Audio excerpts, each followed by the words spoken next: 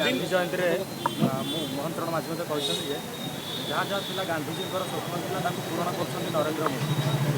ନରେନ୍ଦ୍ର ମୋଦି ତା ଜୀବନ ଯାକ ଗାନ୍ଧୀକି ବିରୋଧ କରିଥିଲେ, ତାଙ୍କ ବିଜେପି ବିରୋଧ କରିଥିଲା, ତାଙ୍କ ସେ ଯେଉଁ ସଂଘ ବିରୋଧ କରିଥିଲା।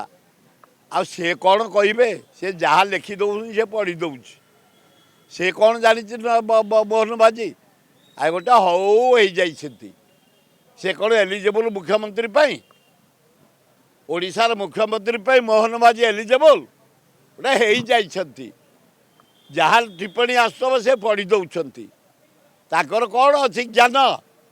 ତାଙ୍କ ସଂଘ ବିରୋଧ କରିଥିଲା ମହାତ୍ମା ଗାନ୍ଧୀକି, ବିଜେପି ବିରୋଧ କରିଥିଲା ମହାତ୍ମା ଗାନ୍ଧୀକି, RSS ବିରୋଧ କରିଥିଲା ମହାତ୍ମା ଗାନ୍ଧୀକି।